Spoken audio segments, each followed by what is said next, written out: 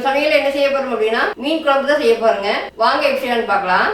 மீன் குழம்புக்கு தேவையான மீன் எடுத்துருக்கிறேங்க. இன்றைக்கி வந்து சங்கரா மீன் எடுத்துருக்கிறேன். 1/2 கிலோ எடுத்துக்கிறதுங்க.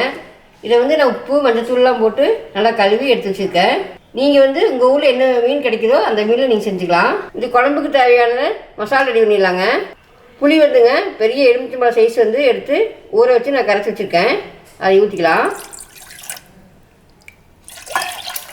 அது கூடவே 1/2 ஸ்பூன் மஞ்சத்தூள் போட்டுக்கலாங்க. இது கூட தனி மிளகாய் தூள் கொஞ்சம் போட்டுக்கலாம். 1.5 டேபிள் ஸ்பூன் போட்டுக்கலாங்க. மல்லித்தூள் வந்துங்க 2 டேபிள் ஸ்பூன் போட்டுக்கலாங்க. மல்லித்தூள் அதிகமாக இருந்தால் தான் குழம்பு வந்து நல்லா கிரேவியாக கிடைக்கும். இது கூடவே வந்து 1 டீஸ்பூன் அளவுக்கு சீரகத்தூள் போட்டுக்கலாங்க. 1/2 டீஸ்பூன் சோம்புத்தூள் போட்டுக்கலாங்க. இது கூடவே வந்துங்க 1 டேபிள் ஸ்பூன் உப்பு போட்டுக்கலாம். இப்படி கையாலேயே கரைச்சி விடுங்க. நீ காரம் உப்பு எல்லாம் பத்தலை அப்படின்னா அப்படி வேணால் காரத்துக்கு வந்து மிளகாத்தூள் உப்பு சேர்த்துக்குங்க. இந்த குழம்புக்கு தேவையான தக்காளி எடுத்துருக்கிறதுங்க. மீடியம் சைஸ் தக்காளி 2 எடுத்துருக்கேன். அதை தோல் சீவிட்டு நல்லா வந்து கையிலேயே வந்து நான் கரைச்சி எடுத்து வச்சுருக்கேன். இந்த குழம்புக்கு வந்து நல்லெண்ணெய் தான் ஊற்றணுங்க. நான் 3 டேபிள் ஸ்பூன் நல்லெண்ணெய் எடுத்துருக்கேன். எண்ணெய் காய்ச்சிச்சுங்க. கடுகு 1/4 டீஸ்பூன் போட்டுக்கலாம்.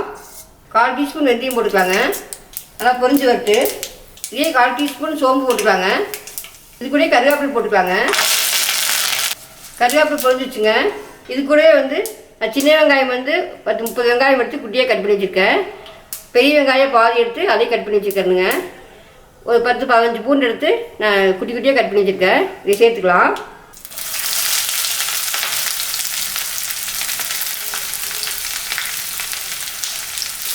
வெங்காயம் நல்லா வதங்கி வரட்டுங்க.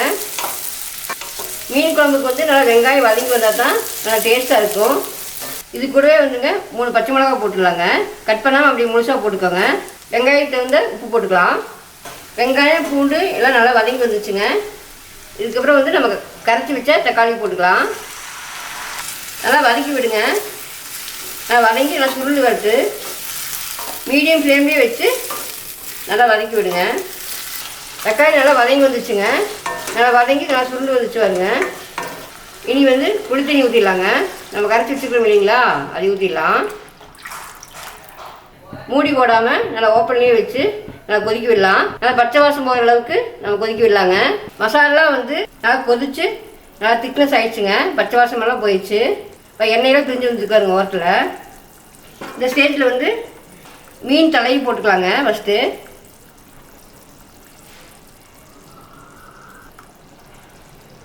இந்த தலை வந்து 1 நிமிஷம் கொதிக்கிட்டுங்க. அதுக்கப்புறம் வந்து நம்ம இதை போட்டுக்கலாம். அடுத்த பீஸை பாருங்கள். மீன் தலை போட்டு ஒரு 2 நிமிஷம் கொதிக்கிட்டேன். அதுக்கு தலை கொஞ்சம் வேகிறதுக்கு 2 நிமிஷம் லேட் ஆகுங்க. அதனால் முதல்லையே போட்டேன். அதுக்கப்புறம் வந்து நம்ம இந்த பீஸை போட்டுக்கலாம்.